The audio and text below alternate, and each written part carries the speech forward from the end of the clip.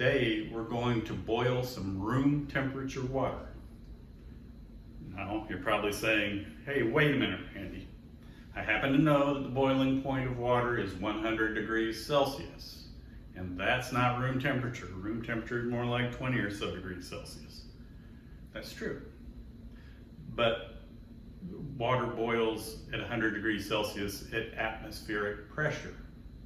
If you lower the ambient pressure on it, the atmospheric pressure on top of it, if you lower the pressure, the boiling point will drop.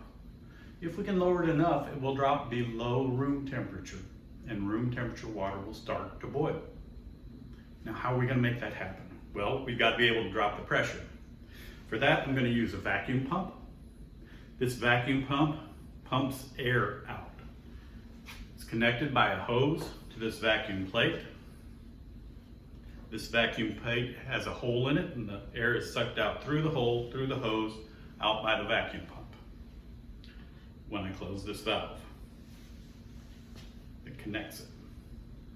Then to make it where we can see it, we'll complete the isolation of the system by enclosing it in this bell jar so we can see in there. We'll drop the pressure inside of here. It's got a seal around here so that we'll be able to pull the air out of this bell jar, pump the air out of the bell jar.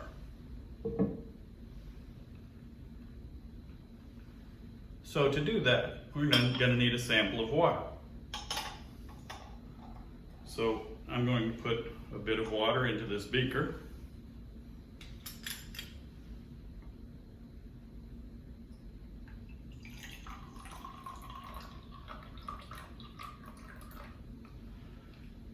A little more. Then we'll see what happens. So here's our beaker of water. Let's check and see what temperature it is. Right now in my lab, it's about 20.3 degrees Celsius, 20.4. Let's see what temperature this water is.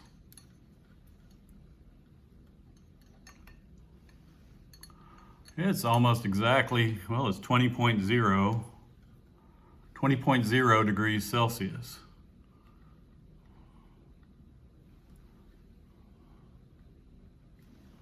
So,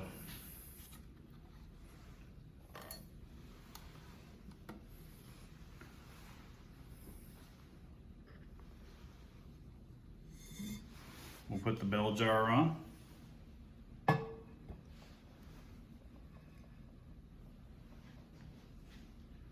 Turn on the vacuum pump and start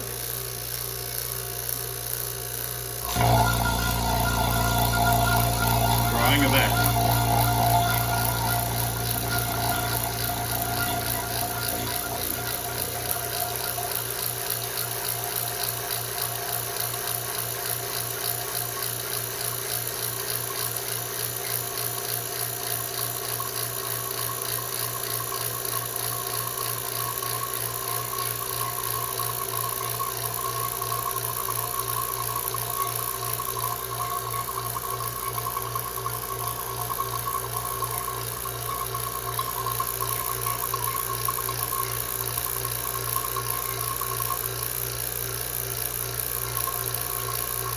See some bubbles starting to form.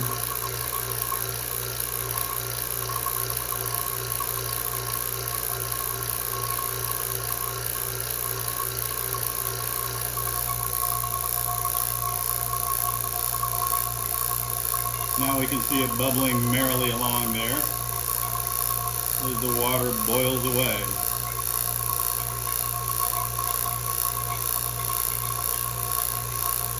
Now let's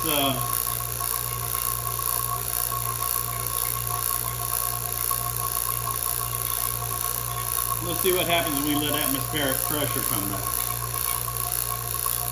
Turn this off.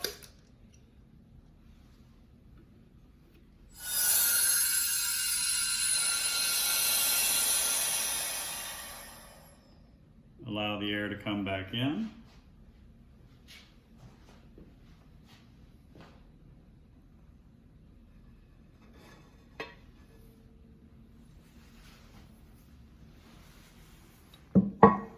Now let's see what happened to the temperature.